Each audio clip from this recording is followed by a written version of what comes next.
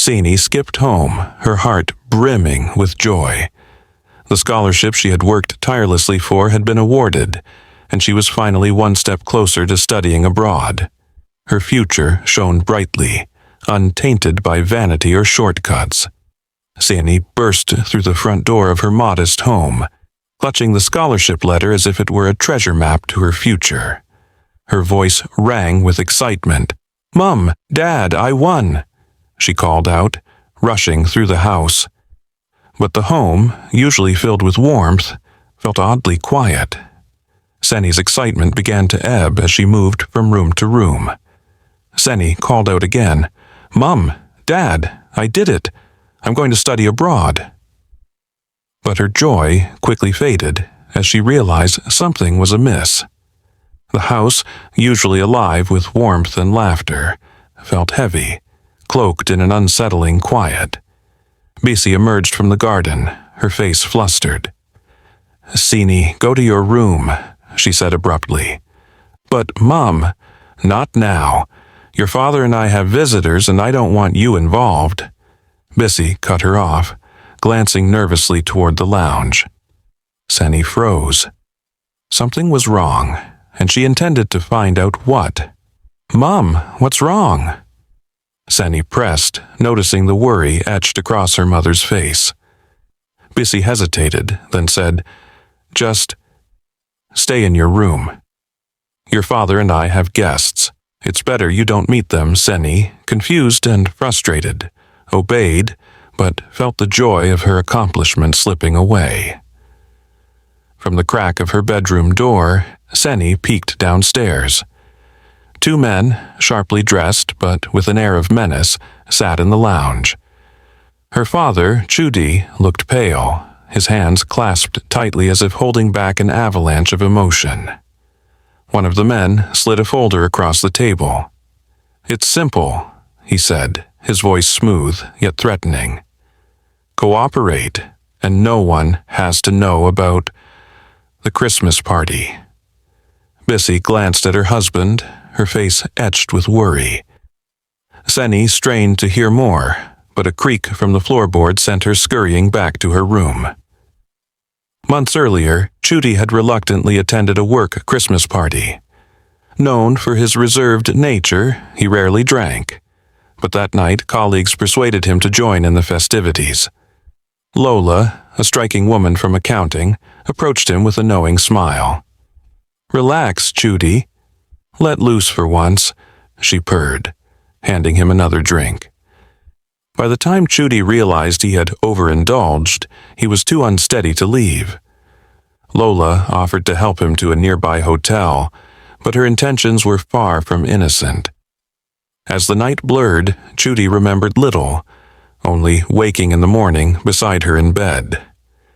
Chudi had left the hotel in shame, hoping to bury the incident.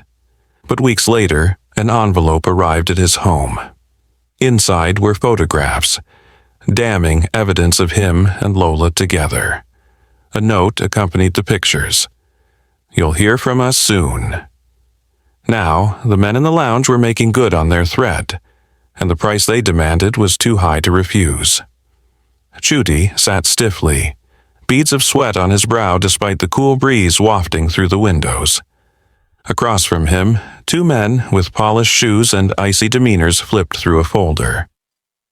"Mr. Chudi," one of them said, his tone almost mocking, "we could make this all go away, but you'll need to cooperate." Chudi's voice cracked as he replied, "I've told you." "I don't remember what happened that night. I didn't betray my wife." Bisi, standing in the doorway, clenched her hands until her nails bit into her palms, her chest heaving with quiet fury.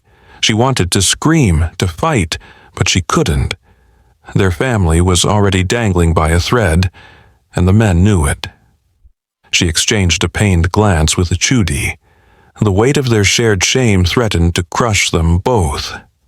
"Memory or not," the other man says with a smirk, "you're in a tight spot, but we're offering a way out." Bisi feels tears prick her eyes. She grips the doorframe for support, her mind racing. How could her life unravel so quickly? Hoping to escape the looming danger, Chudi and Bisi decided to visit their ancestral village. They told Seni it was a chance to reconnect with their roots, but their real motive was to regroup and buy time. That distance might provide clarity. The journey was quiet, Seni fuming in the back seat, unaware of the real reason for their sudden trip. The village, nestled among rolling hills and lush greenery, seemed peaceful, but a world apart from the bustling city. The air was thick with the scent of fresh earth and cooking fires. Children ran barefoot, laughing, while women carried baskets of produce on their heads. The elders sat beneath a massive iroko tree, debating village matters with animated gestures. For Seni, the simplicity of village life was stifling. She missed her books, her routines, her ambitions. The whispers of her scholarship filled her with bitterness. Her dreams felt suspended in a haze of uncertainty. Eze Udoka, seated on his ornate throne, sighed deeply as he spoke to his advisors. The boy rejects every suitor. How will he lead this kingdom without a queen by his side? Prince Emeka, tall and composed, stood nearby, his face betraying little emotion. Father, I will marry when I find someone who understands me, not just a pretty face. The king's eyes narrowed. Understand this. Time is not on my side, nor on yours. The kingdom needs stability. Eze Udoka summoned Chudi and Bisi to the palace. His once mighty frame had withered, his voice weakened by illness, but his eyes still commanded respect. When Chudi and Bisi arrived at the palace to pay their respects, Eze Udoka's gaze fell on Seni. Her beauty, grace, and intelligence caught his attention. I hear your daughter is beautiful, the king said, his tone thoughtful. She would make a fine queen. My son, Prince Emeka, needs a wife who can stand by him. Chudi felt the walls closing in. Refusing the king was not an option. Seni's future, once so bright, was now being bartered to save their family. Chudi tried to object, but the king raised a frail hand. You have debts, I hear, and troubles that reach far beyond this village. My proposal is simple. Give me your daughter's hand in marriage, and I will ensure your troubles disappear. Chudi and Bisi left the palace in silence, their hearts heavy. That night, Bisi wept quietly, torn between her love for her daughter and the desperation to save their family. Chudi sat beside her, his head in his hands. I've failed us, he whispered. When Seni learned of the arrangement, she exploded in anger. You can't be serious. I'm not some bargaining chip. Seni, Bisi said, her voice trembling. We're doing this for you, for all of us. You don't know what we've been through. I don't care, Seni cried. You're throwing away my dreams for what? To save your pride? Bisi's eyes filled with tears. It's not pride, Seni. It's survival. Seni met Prince Emeka under the sprawling baobab tree near the palace where he often retreated. She expected arrogance, but found a quiet, introspective man instead. I didn't ask for this either, he said. My father's health, his legacy, they leave me little room to choose. I know you don't want this, Emeka began. Neither do I. My heart belongs to someone else. Seni's surprise softened into curiosity. Then why go through with it? Because I have no choice, Emeka replied. My father is dying. His last wish is for me to marry someone he approves of. My love for Nena, it's forbidden. Seni saw a reflection of her own struggle in Emeka, and for the first time she softened toward him. As the days passed, Seni and Emeka spent more time together. They shared their fears and frustrations, their laughter and dreams. Seni discovered Emeka's deep love for music and his vision of modernizing the kingdom. Emeka, in turn, was captivated by Seni's intellect and determination. Their bond grew stronger, not out of romance but mutual respect. Slowly, their forced union began to feel less like a sentence and more like an opportunity. Determined to reclaim their agency, Seni and Emeka devised a plan. Seni confronted her parents, urging them to reveal the blackmailers' threats to the village elders. Meanwhile, Emeka spoke to Nena, seeking her understanding and support. The village rallied around Chudi, exposing the blackmailers and their schemes. The tide turned, and the shame that had haunted the family dissolved under the weight of truth. King Eze Udoka, moved by Seni's courage and Emeka's loyalty, blessed their union. "You have shown wisdom beyond your years," he said. "Together, you will lead this kingdom with strength and compassion." The wedding day arrived, and the village was alive with celebration. Drummers played rhythms that echoed through the hills, and dancers adorned in vibrant fabrics moved with hypnotic grace.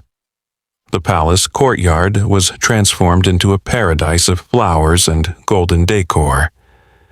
As Seni walked down the aisle in a gown that merged modern elegance with traditional Nigerian design, Prince Emeka, dressed in regal agbada, met her gaze with a mixture of pride and admiration. The wedding, a spectacle of grandeur and tradition.